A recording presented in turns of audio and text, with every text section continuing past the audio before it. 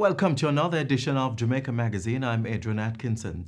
It's the hurricane season, and already we are seeing the effects of unpredictable tropical cyclones and other weather conditions. Yesterday, we had to stay inside to prevent being hit by the surge of Saharan dust from the Saharan desert. Weather reports say it should linger for another 5 to 6 days. You should take the necessary precaution by staying inside as much as possible and refuel your body with fluids. At least this is one disaster this year we can be prepared for. Stay with us as we share pointers on being safe this hurricane season.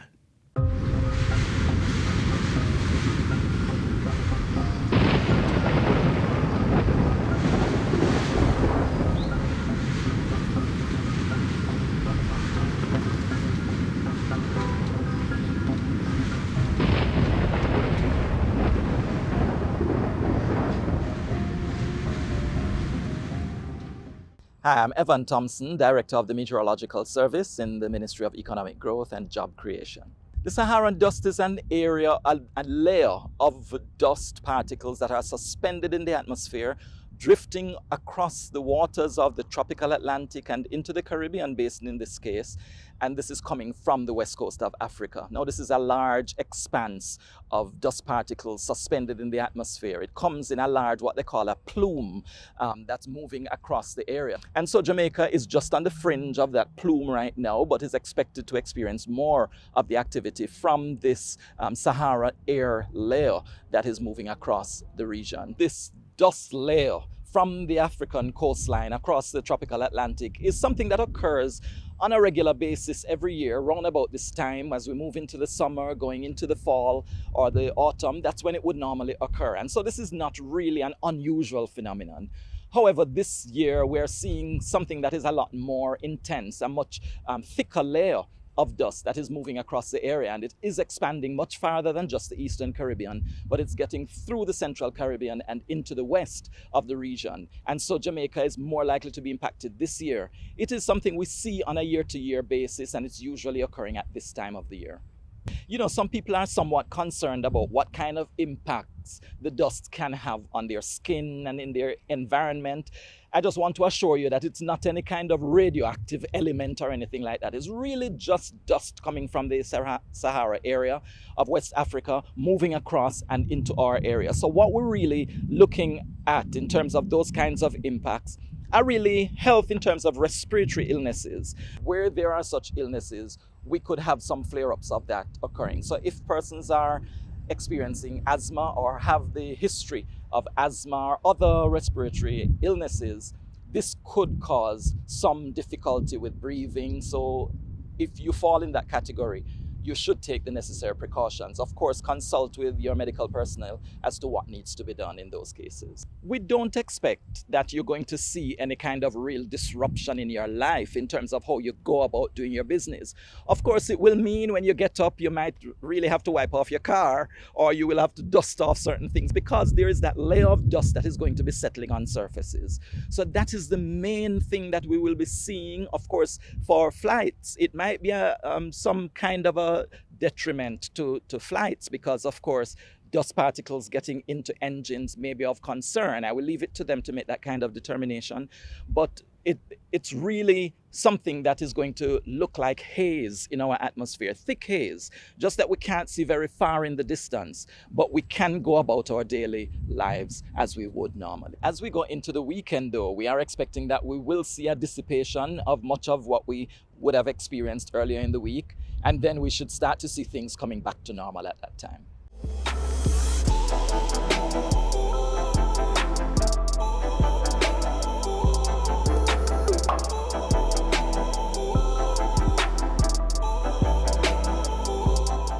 When a hurricane is approaching, the Met Office puts out messages called warnings and watches, telling us to get our houses in order to limit the storm's impact on our valuables and loved ones. But do you know the difference in these messages? If you do, a reminder won't hurt. Take a look.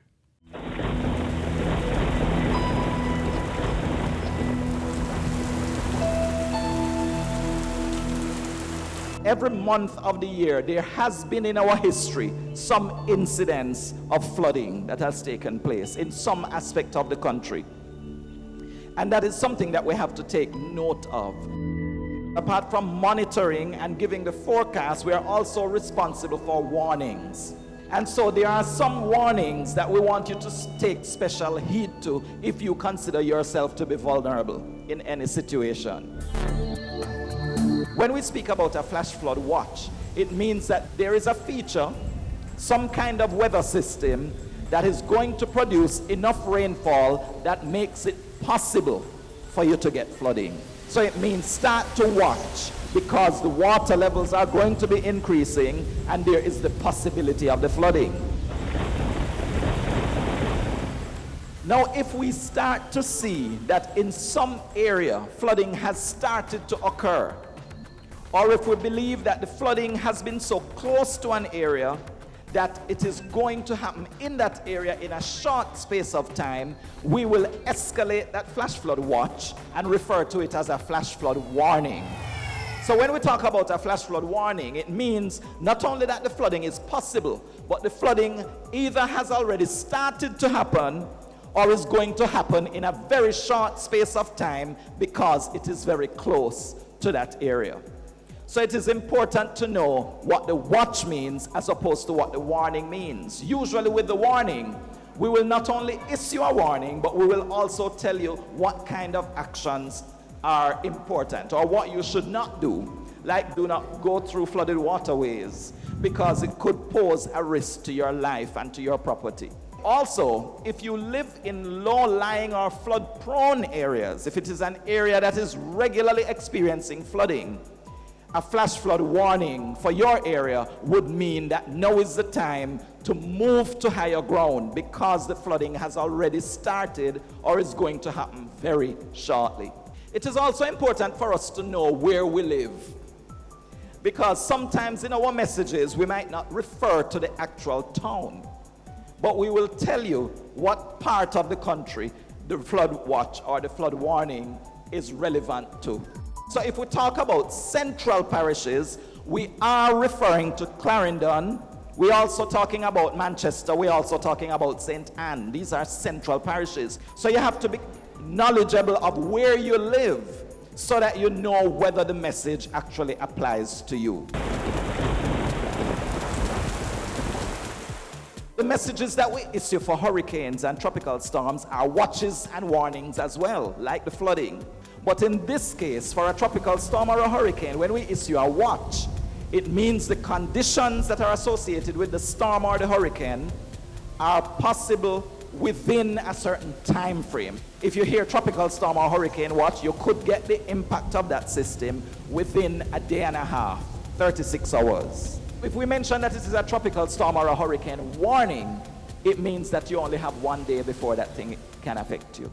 So we are moving to how quickly you need to make sure that you are prepared by naming it a watch or a warning. So the watch is the first level of the alert that there is something that is likely to affect you. But when we move to a warning, it means now is the time to batten down because you most likely are going to experience that storm or hurricane. We might have a tropical wave, which is the least of them, in that it can still cause a lot of rain and it can still cause flooding and devastation, but it will not have very strong winds associated with it. But then there is the tropical depression that is a little stronger, because now you have winds that are moving with it, gusty winds, and it also has a lot of rainfall. Then you have tropical storms, which is a more severe kind of tropical depression because the winds are even stronger. And then if it gets even stronger, it could become a hurricane. So it's important that you have your radio and that your radio is battery controlled, not dependent on electricity, so that you can hear the warning messages that come from the meteorological service.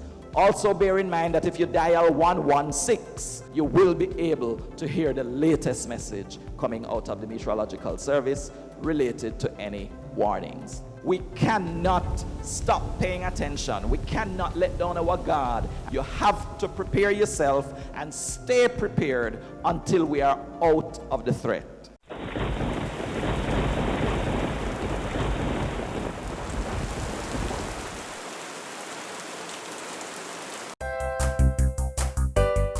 many wish they could visit our shores? We live where they vacation. Brand Jamaica beckons all from the four corners of the earth. Well, as a Jamaican, I have great pride in selling it. Your pride that you sell Jamaica with is something that it rolls off. Jamaica has so much to offer, and every time I have the privilege of bringing an executive down to Jamaica, an executive from an airline or a tour operator or a travel agency, and you take them across the country, the pride that they said, wow, I can't imagine, especially when it's their first time. Wow, I love this. Build it. Cherish it. Our wealth is Brand Jamaica. While Jamaica's reopened its borders to tourists, it is critical that workers and visitors are safe from COVID-19. As such, the ministry has developed a set of guidelines to prevent the spread of the virus within the industry. Thousands of tourism interests have been sensitized on these protocols to ensure implementation of the measures by all players. Take a look. Let's get a little breeze on this land. All right. Exactly. All players, visitors, and workers must feel all right as the tourism industry opens. There's a new normal.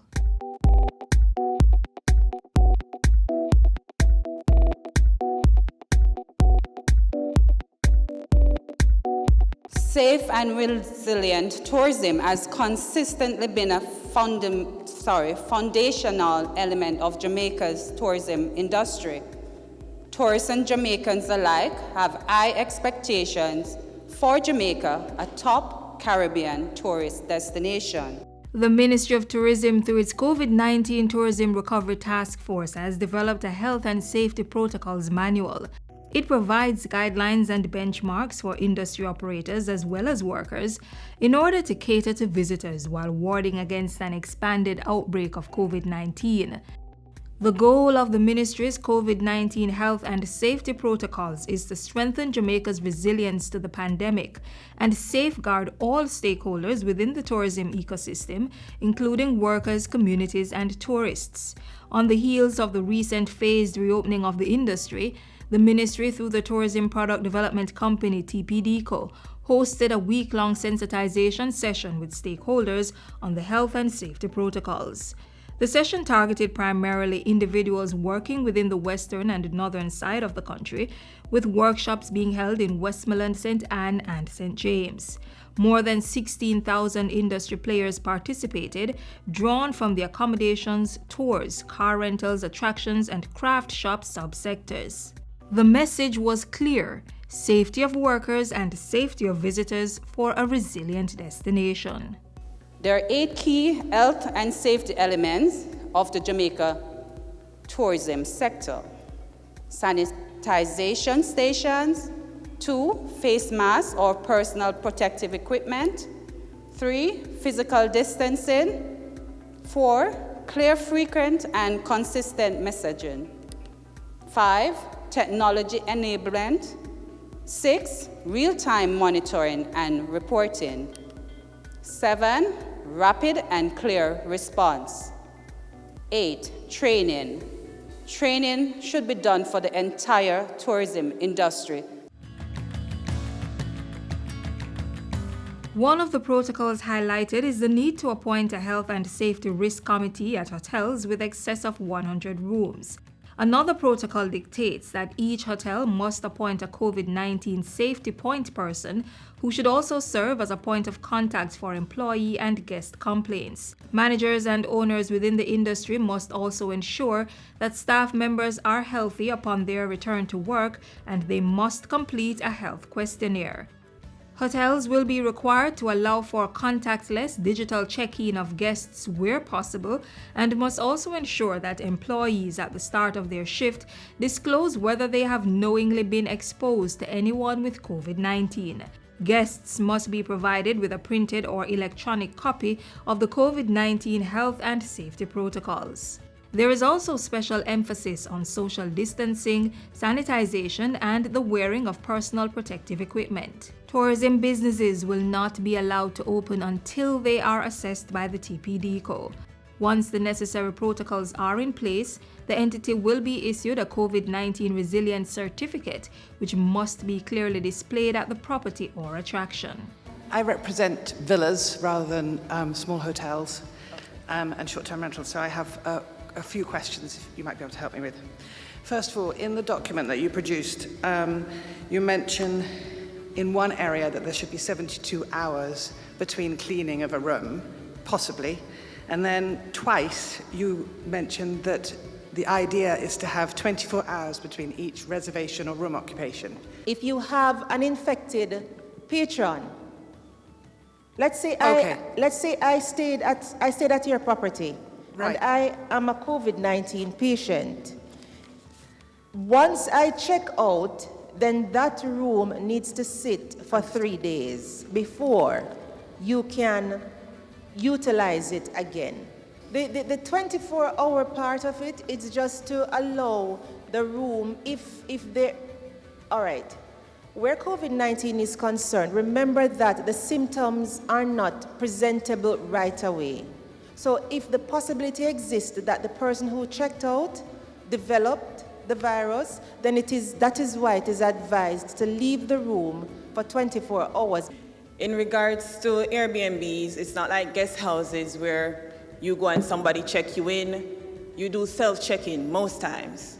So what if the person comes to the house or, yes, basically the house, and they're there, we have nobody there going to clean the area if they're here for a week?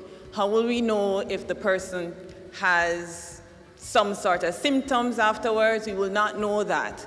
So if we have bookings back to back, which is, as she said, Saturday to Saturday, and the person there has symptoms and we have no idea, the person said nothing, we clean in the area or sanitize, disinfect, whichever it is at the time, getting the linens clean. Do you suggest that we wash those bed linens with warm water now, or do we do our regular disinfecting?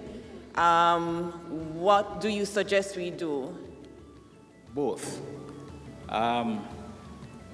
If you take the hotel model, for instance, once a guest goes into a room, you might have things that they seemingly may not have used, or a table may not have used. You strip everything, you clean and sanitize the area.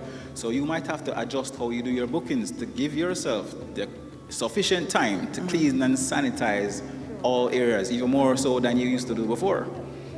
Right? Strip down curtains, sheet bed linen, right down to the bottom, sanitize the mattress completely.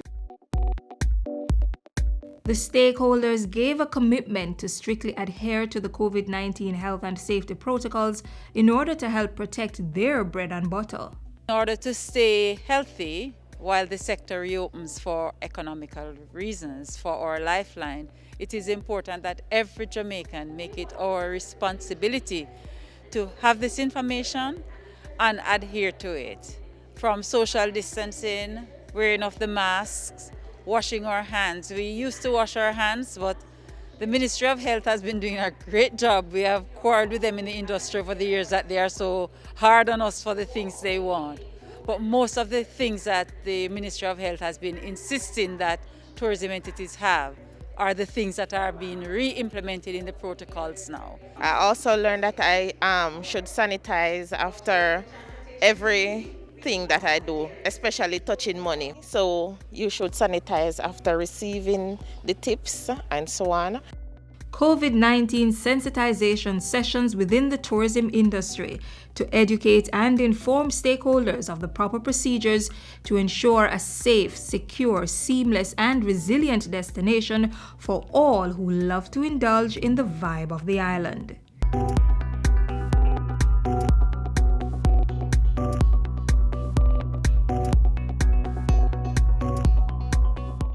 You've asked for it, and now it's here. The Jamaica Information Service has updated its mobile app. It's easier to navigate, loads even faster than before, Talking about top speed, operates seamlessly across platforms, and we're a creative bunch, so it's much easier on the eyes. Now you have quick and easy access to news stories, television and radio features, and a variety of photos right at your fingertips. And you'll get push notifications when new content is uploaded. Download the app on your Apple and Android devices now and get news you can use. Jamaica Information Service, the voice of Jamaica on the go. With workplaces reopening and more persons being in public spaces, sanitizing of hands is even more critical to prevent catching COVID-19 or any other viral disease. That's why it's handy to have a bottle of hand sanitizer on you at all times. We've got the DIY on how to make one at home. Watch this.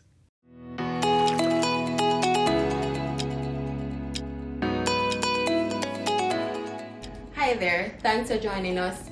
I know, like myself, some of you are working from home. As you can see, I've turned my dinner table into a makeshift office, and I always have my trusty hand sanitizer with me. It's finished, so we're going to make homemade hand sanitizer. We have a 4-ingredient hand sanitizer. The most important ingredient is alcohol, and it has to be 62% volume or above, and aloe vera. And we have vitamin E oil and an essential oil, just to make it smell nice. So follow me into the kitchen.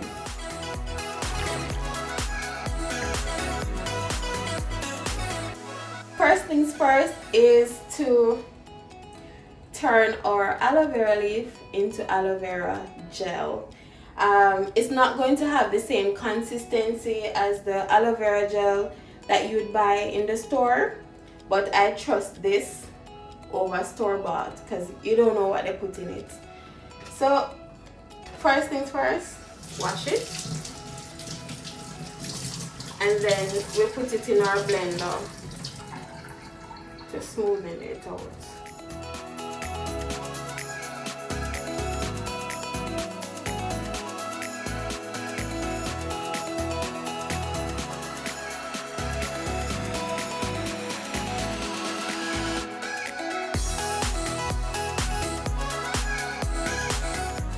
What we're aiming for is a 1/3 cup of aloe vera gel / juice and 2/3 cup of alcohol.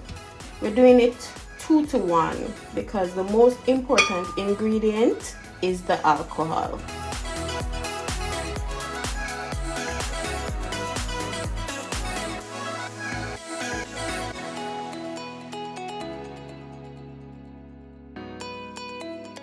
Now that we've blended our aloe vera, we're going to put a 1/3 cup of the aloe.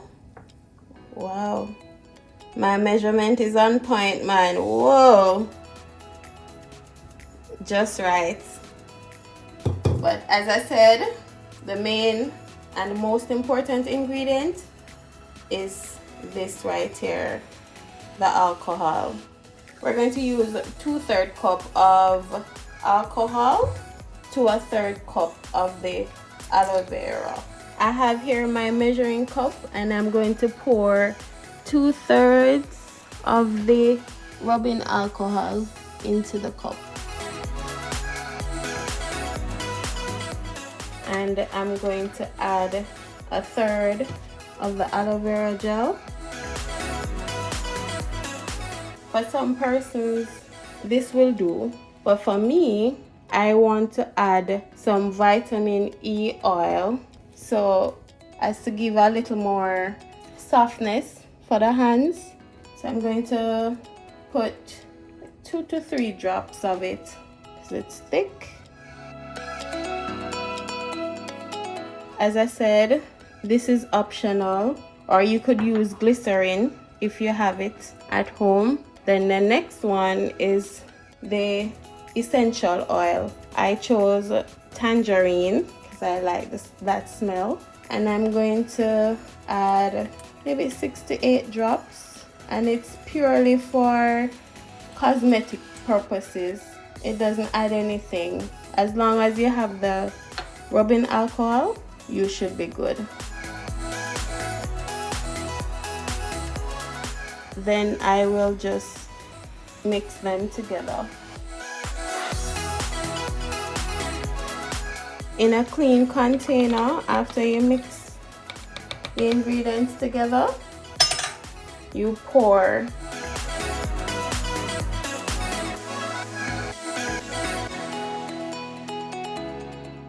Now that we've made our homemade hand sanitizer, the only thing left to do is to try it out.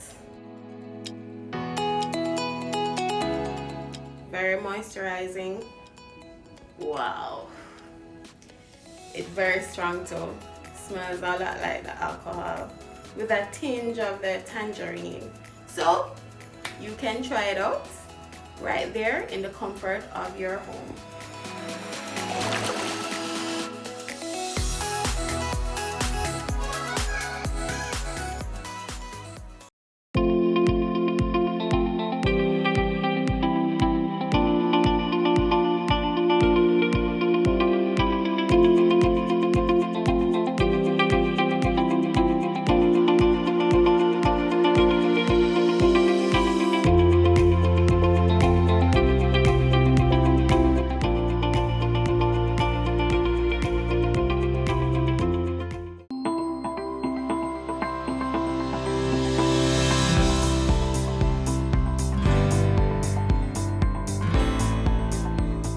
The Ministry of Local Government and Community Development is providing assistance to the nation's homeless as the country combats COVID-19.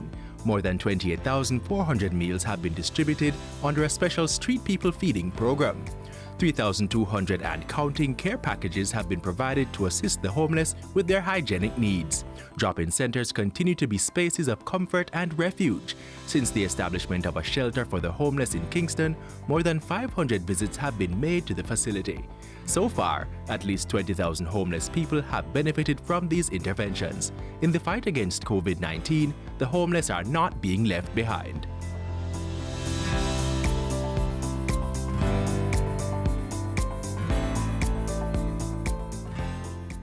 You reached the final page of the magazine. Thank you so much for being with us on today's journey. Another magazine unfolds tomorrow, so come back same time on this same station. Until then, click on our social media pages for more informative features. While there, please subscribe to our pages and channels so you can stay in the know. I'm Adrian Atkinson, encouraging you to work smart and work safe.